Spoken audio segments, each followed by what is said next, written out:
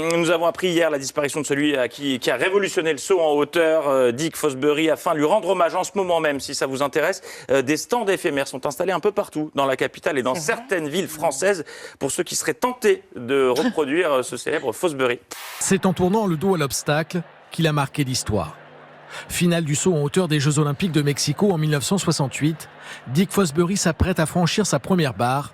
Le stade va basculer dans une nouvelle ère.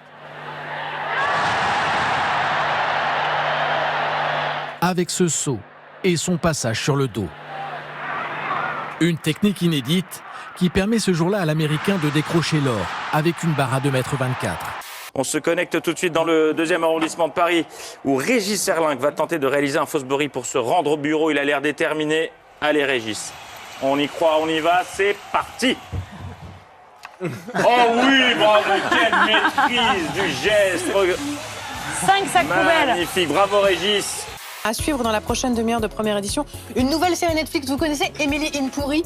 C'est la grève des éboueurs qui continue à Paris.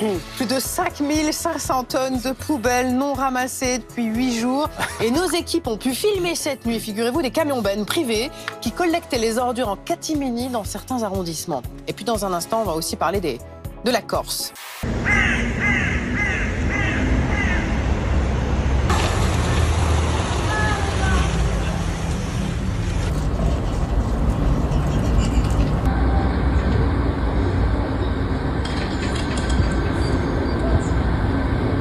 Paris, la Tour Eiffel, le Louvre, les Champs-Élysées. Paris, les rats, les surmulots, les ratatouilles. Paris, les senteurs, les parfums, les effluves.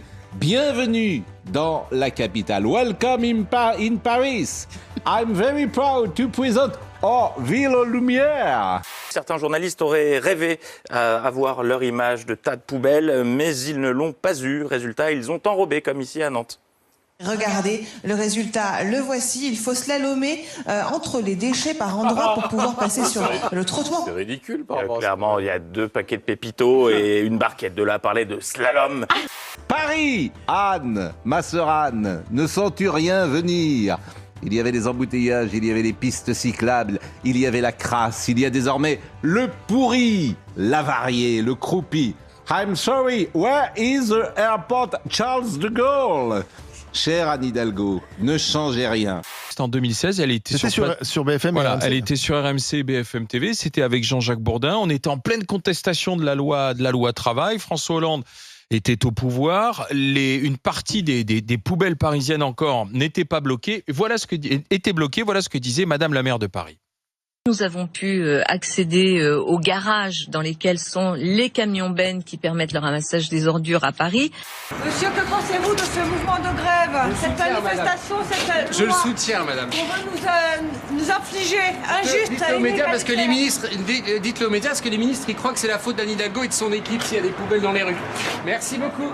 Nous avons mobilisé la collecte privée, le secteur privé pour venir nous aider à résorber tout cet existant qui n'est pas tolérable. Et je l'ai dit, je ne veux pas que la ville soit dans cet état. Quelle image, dites-moi. D'abord, il y a l'image, mais il y a aussi la question le confort sanitaire. Et puis le confort, il y a la question de sécurité également. Bien sûr, toutes les ordures seront ramassées et là maintenant. La solution à la grève, elle existe, elle est testée depuis quelques années, entre autres par Volvo, c'est le camion poubelle autonome, c'est-à-dire sans intervention humaine. Le camion poubelle, il va venir dans ma cuisine. Alors il va pas venir dans votre cuisine, non, mais il peut venir sur le pas de votre porte et récupérer de manière complètement autonome, c'est-à-dire c'est comme une voiture autonome, il se débrouille tout seul, il se débrouille il analyse son environnement, il détecte qu'il y a une poubelle sur le bas-côté, il s'arrête et là vous avez, alors pour les tests c'est un être humain, mais vous pouvez avoir des petits robots qui vont sortir de l'arrière du véhicule, se saisir de la poubelle, les mettre dans la benne. Moi j'ai honte, vraiment, si vous avez des amis qui viennent, des touristes qui viennent, enfin l'image de Paris que vous donnez à travers cette séquence me paraît complètement folle, quoi. Une nouvelle fois, il n'y a que chez nous que ça existe. Vous allez aux États-Unis, etc. Non, en Italie, ça existe beaucoup. On aura à Calcutta, il y a de temps en temps. I've never seen that in Canada. I'm from Canada. Tourists go away, don't come back. It's not about the beauty of Paris. Ça pue grave, ça race. Ça pue grave, ça race. Manu fait un effort parce que là ça pique le nez. Ça pue grave, sa race. Ça pue grave, sa race. Manu fait un effort, ils ont l'air motivés. Autre priorité, sécuriser le parcours de la manifestation contre la réforme des retraites de demain.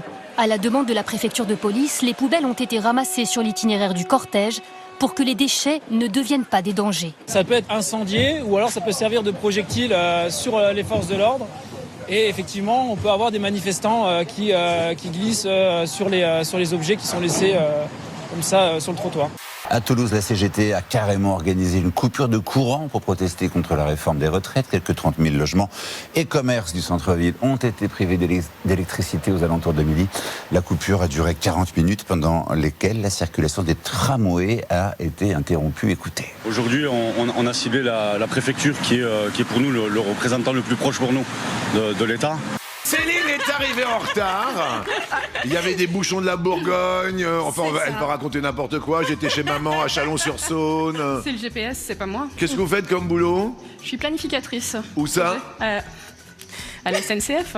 Il reste 500 jours avant les Jeux Olympiques de Paris et beaucoup de questions sur la billetterie, les infrastructures, la sécurité. Et puis une autre question qui n'est pas encore tranchée, y aura-t-il des athlètes russes?